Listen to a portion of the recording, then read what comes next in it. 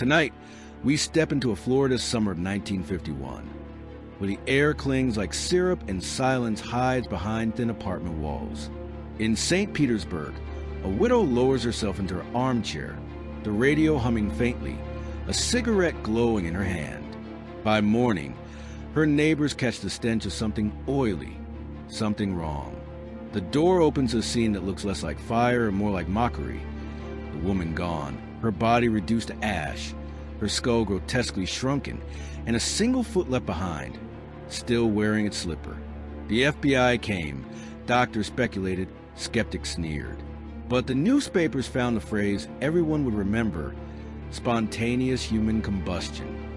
A death without fire, a blaze without reason. And 70 years later, the question still burns louder than any flame. How can a human body decide to ignite itself? Picture this: a small, dimly lit bedroom in St. Petersburg, Florida, 1951. The clock ticks past on. A neighbor slips a spare key into the lock after noticing a strange, oily smell seeping under the door. Inside, silence. On the armchair sits what used to be Mary Reeser, a 67-year-old widow who liked her cigarettes, her nightgown, her quiet evenings. But what remains of her body is less human and more residue. A pile of fine ash, lower legs intact, a blackened slipper still hugging one foot like some grotesque joke. The rest of the chair is gone, reduced to char, yet the newspapers stacked nearby are untouched. The room should look like a war zone, but instead it's surgical, selective. Only her body consumed, as if fire itself had made a conscious choice. The police reports read like something out of science fiction. A human being nearly obliterated by fire, without the surrounding objects catching flame. Neighbors swore they hadn't seen smoke, hadn't heard crackling, hadn't smelled burning wood. Only that oily odor, like pork fat left too long in a pan. And here's the detail that sticks to your ribs, that haunts you at night when you try to rationalize the irrational. Mary's skull. Not the fragile, hollow thing we imagine cradling the brain, but shrunken, doll-sized, grotesquely reduced, as though the flames had sucked it dry and left behind a mockery of anatomy. Medical examiners whispered, reporters speculated, and the FBI eventually stepped in. But science stumbled. Fire obeys physics. Fire demands fuel, oxygen, destruction. And yet here was fire behaving like a predator that knew exactly what meat it wanted. What happened to Mary Reeser wasn't just a death. It was a challenge, a riddle thrown in humanity's face. Because a spontaneous human combustion is real, then your body is a ticking bomb you can't see, smell, or predict. Sitting in your armchair right now, you could be a wick waiting for an invisible spark. This isn't a ghost story. It isn't even crime in the traditional sense. It's something more obscene, a violation of natural law. And once you stare at the photographs, ashes on carpet, a foot in a slipper, you stop asking how, and start asking the darker question: when? Step back from the armchair for a moment and inhale the era. America, 1951. A nation straddling the uneasy threshold between the post-war boom and the Cold War chill. The suburbs were blossoming like mushrooms after rain. Televisions flickered into living rooms, and in kitchens, glossy appliances promised a future of effortless domestic bliss. Yet beneath that polished veneer, paranoia fermented. The Red Scare was gnawing at the American psyche. People worried about communism in Hollywood, nuclear annihilation in the hands of the Soviets, and, on a smaller, stranger scale, the everyday hazards of modern life: gas leaks, faulty wiring, cigarettes falling into couches. In Florida, the heat was its own kind of character. Thick, swampy, relentless. Air conditioners were still a luxury, which meant sticky nights where sweat clung to your sheets and the thought of a cold drink was practically spiritual. Fires were no stranger to this environment, yet everyone knew their choreography. A house fire was messy, chaotic, loud, sirens, black smoke smudging the sky. None of that applied to what happened to Mary Reeser. Her home was practically pristine except for her body's betrayal. But Florida was no isolated oddity. Reports of human beings found reduced to ash, seemingly self-immolated without collateral destruction, threaded through history like a sick folkloric pattern. In 1938, newspapers told of a woman in London who allegedly flamed up without cause. In 19th century Ireland, the case of Michael Faraday left investigators shaken. His body destroyed, his surroundings relatively intact. Even Charles Dickens used such a phenomenon in his novel Bleak House, where the character Crook bursts into flames in his cluttered room. Because yes, even Victorian novelists mine horror from this rumor of combustion. Science, of course, had its say. Fat as fuel, the so-called wick effect. A body burning like a candle, plausible, maybe, but explanations always landed with the same hollow thud. Unsatisfying, incomplete, incapable of accounting for every bizarre detail. Shrinking skulls? Unburned newspapers a few feet away? Entire torsos reduced to ashen homes without smoke damage? These anomalies mock the neatness of scientific answers. And so, within the fabric of mid-century America, anxious, superstitious, jittery with atomic dread, the story of a widow who supposedly burned from the inside out was more than a grisly news item. It was an existential echo, proof that death could arrive not through crime or war or disease, but by some hidden mechanism inside your very flesh. Imagine reading the headline in your morning paper, coffee in hand, the scent of toast rising from the kitchen, only to realize that one day you might smell yourself cooking. Mary Reeser. On paper, she was unremarkable. A widow in her late 60s, transplanted from Pennsylvania to the sticky coast of Florida to be closer to her son, a doctor. She lived in a modest apartment on Cherry Street in St. Petersburg.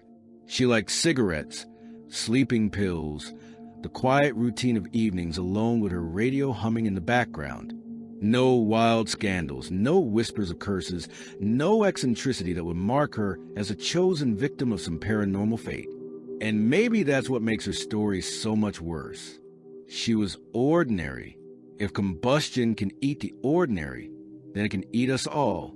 Her last day alive, July 1st, 1951, was painfully mundane. She chatted with her son, mentioned she'd taken 2 Seconal tablets to help her sleep, and complained about the heat. Florida in July is less weather and more molten soup, the kind of air that makes you sweat just thinking about moving. She kissed her son goodbye, closed her door, and lowered herself into her favorite armchair. This is where biography stops and legend begins. You can imagine her, thin frame sinking into the fabric, hair pinned back, slippers on, cigarette glowing faintly in the dusk. The radio whispers, maybe a commercial jingle about soap or a big band crooner's last note before the static takes over. She drifts, eyelids heavy from Seconal, smoke curling up toward the ceiling. Everything about the image is still life domesticity, almost boring in its ordinariness. And then, obliteration. The newspapers painted her as the Cinder Woman, a macabre reduction of identity to spectacle. Neighbors whispered that she was cursed, or that her fondness for barbiturates and cigarettes had somehow invited the flames.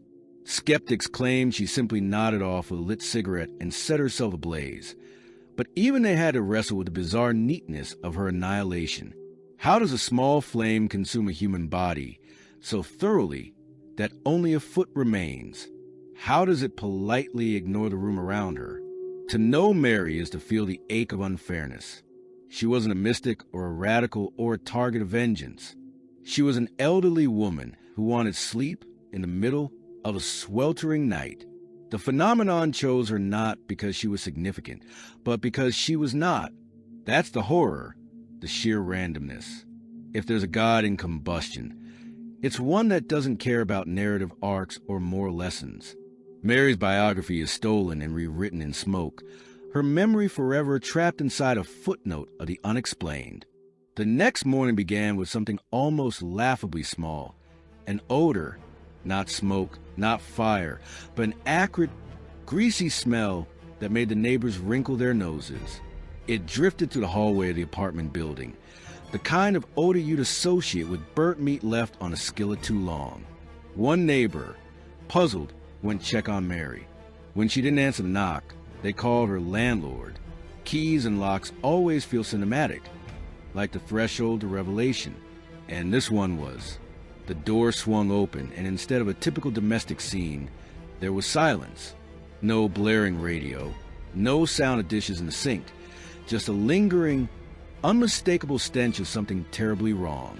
The apartment seemed untouched. The walls stood unblackened. The curtains hung crisp. The ceiling fan turned lazily in the heavy Florida air.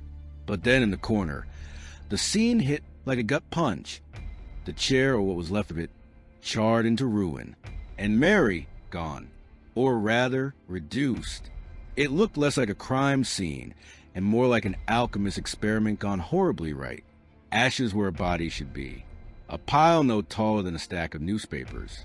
Yet, grotesquely, not all of her had vanished. The lower part of her left leg remained, still clad in slipper and stocking, a cruelly intact relic amid obliteration. And there was a skull, except it wasn't the skull anyone expected. Witnesses swore it looked smaller, shrunken, as though the flames had mocked anatomy by distorting its most recognizable feature. Police were summoned, then firefighters, then eventually even the FBI. The horror traveled fast, first through the neighborhood, then across the city, then into headlines nationwide.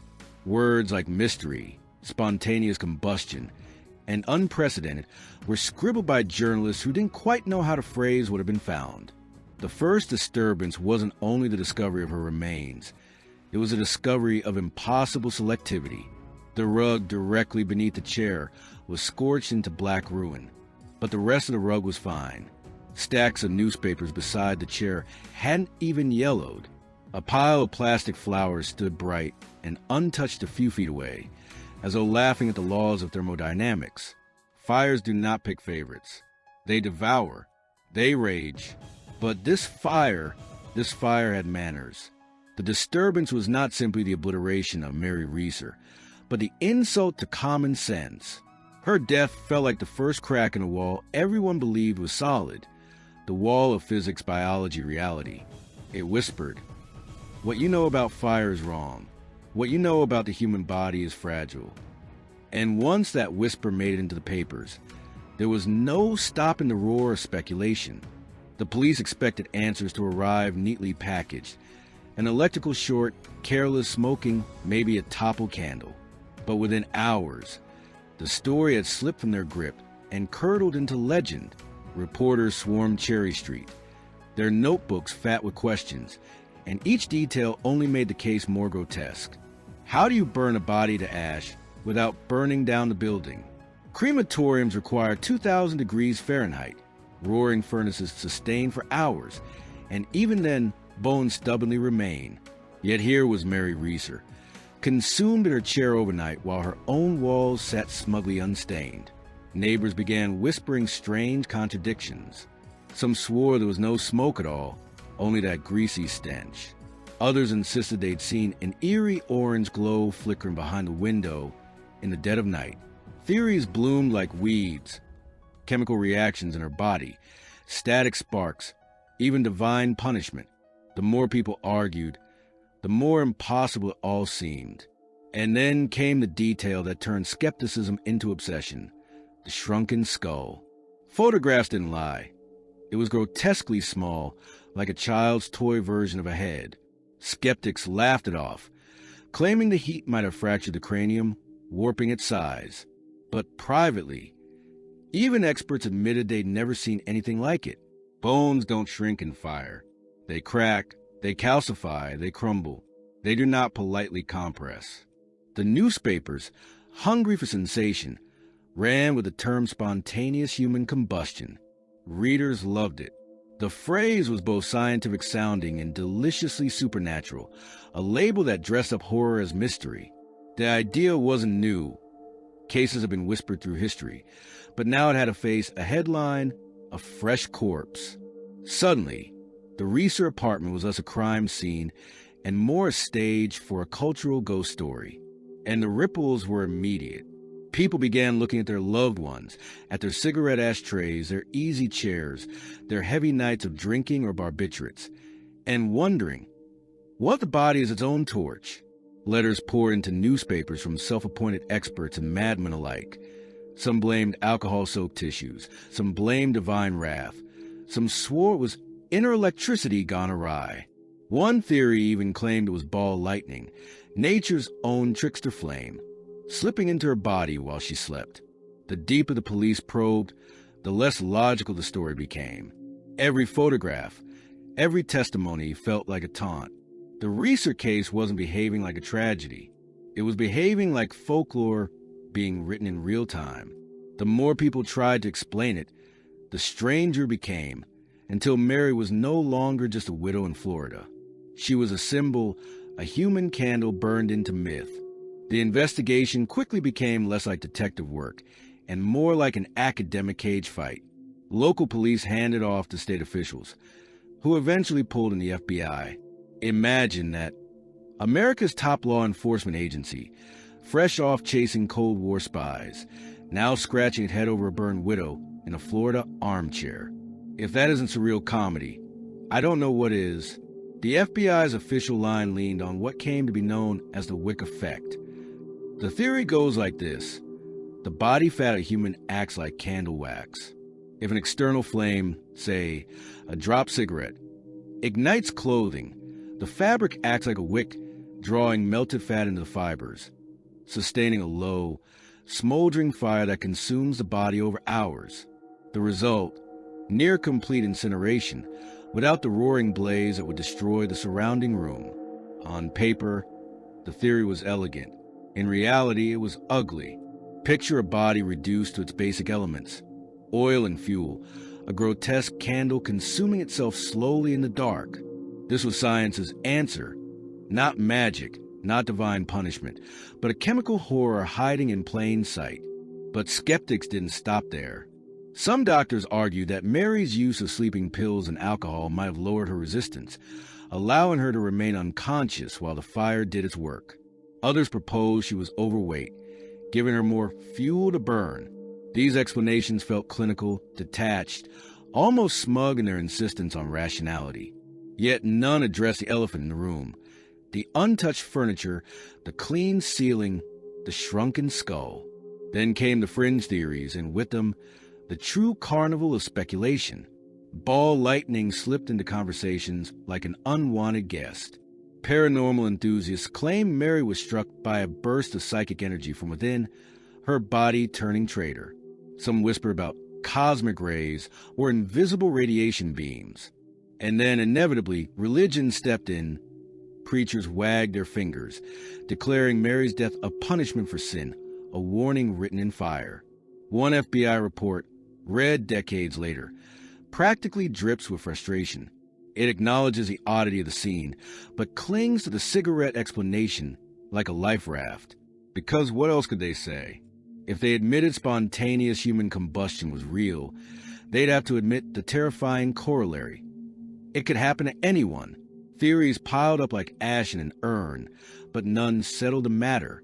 Each explanation dissolved upon closer inspection, leaving investigators trapped in a hall of mirrors where science, superstition, and sheer absurdity collided. The Reeser case didn't just resist answers. It mocked them. Every attempt to explain only deepened the sense that something was fundamentally off, that fire itself had broken character and rewritten its own rules. This is the part where the story should calm down, resolve into something clean, maybe even bureaucratic. But instead, it fractures. The Reeser case didn't fade into obscurity. It metastasized. The press coverage turned manic. Some papers ran sober headlines. Others leaned into pulp horror. But the effect was the same. The public became obsessed. Mary Reeser wasn't just a burned widow anymore. She was the face of an ancient, unspeakable possibility. People sent in letters, theories, warnings, even confessions of fear. Housewives clipped articles and taped them to refrigerators like talismans. Old men at bars slurred about the fire inside us all.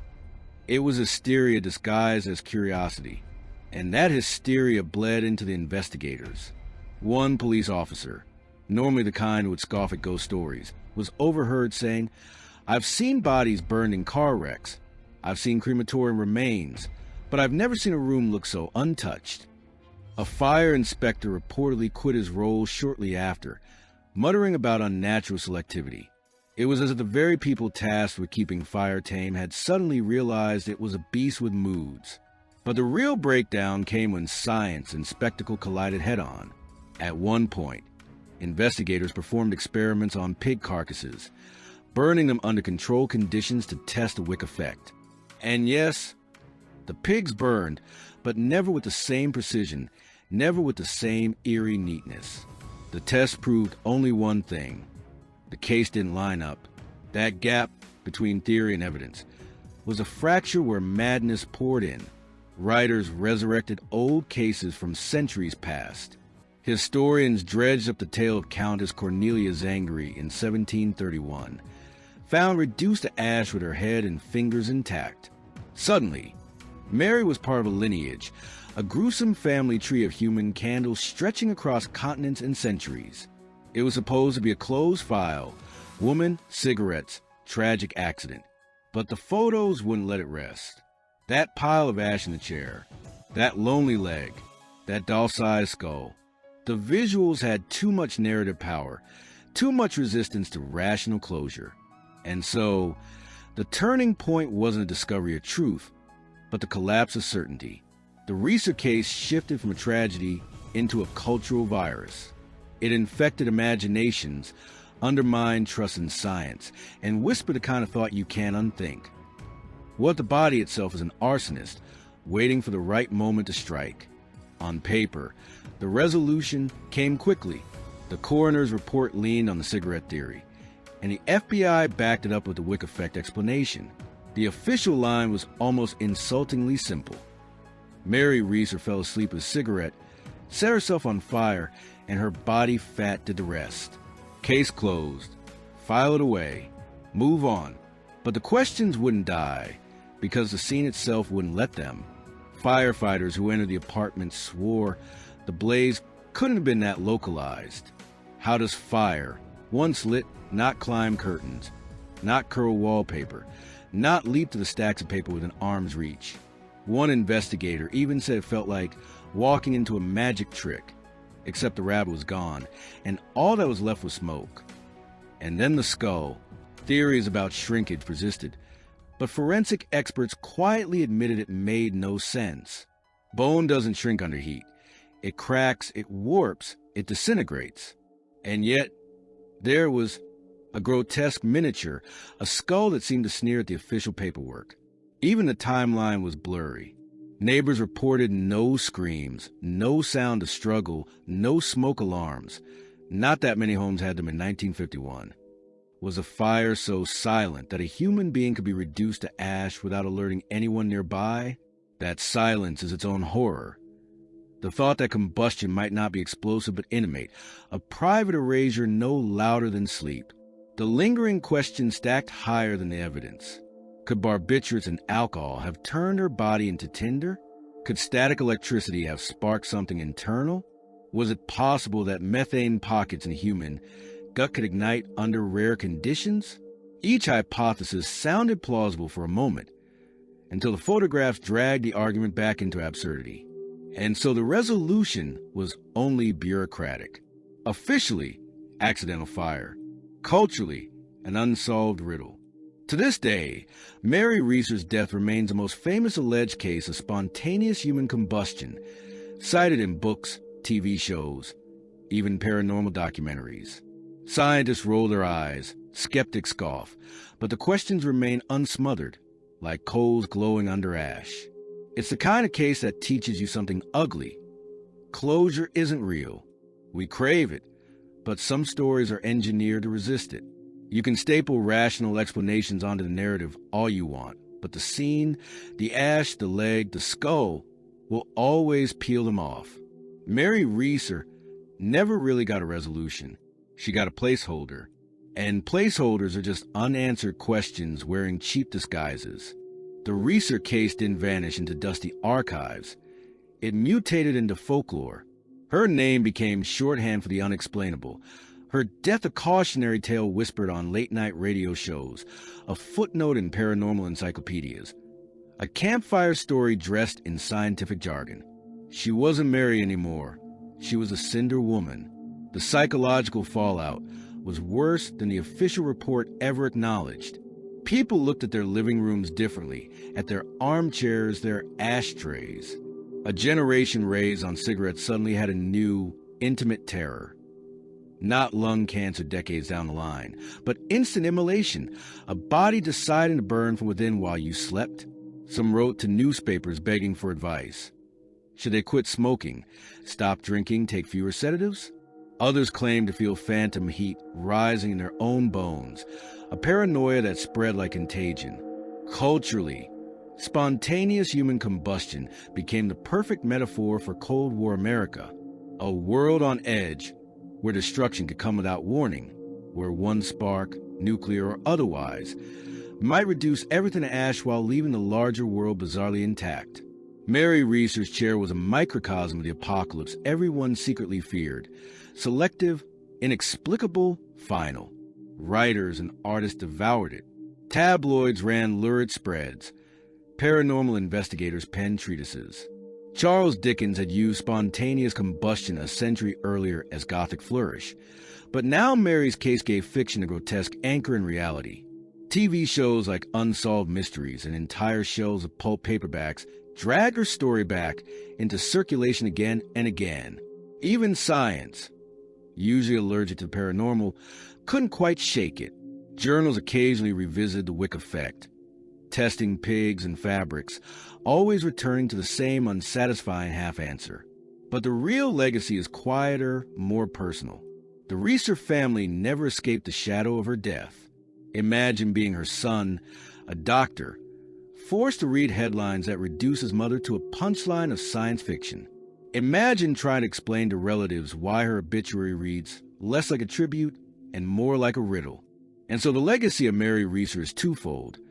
She is both a woman erased by fire and an eternal exhibit in humanity's Museum of Unsolved Horrors. Her name survives not because of who she was, but because of how violently the universe refused to play by its own rules. Some mysteries linger because they hold answers. This one lingers because it mocks the very idea of answers. There's something obscene about fire with discretion, a blaze that can thread its way through flesh and bone, then stop politely at a newspaper, a heat that spares the drapes but drinks the marrow. If fire has moods, then Mary Reeser's death was its private joke, told our expense. And maybe that's the part that won't leave me alone, the intimacy of it. We're used to thinking of fire as spectacle, towering infernos, raging wildfires, the stuff of sirens and headlines.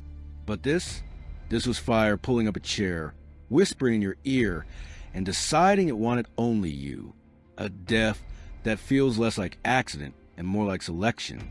The rationalists will tell you it's fat, fabric, cigarettes. They'll diagram it, wrap it in charts, and nod solemnly as though the puzzle is solved.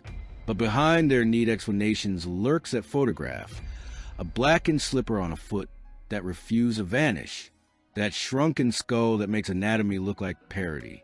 These are not the trappings of a solved mystery. These are reminders that nature has shadows science hasn't mapped. And what a cruel thought that is.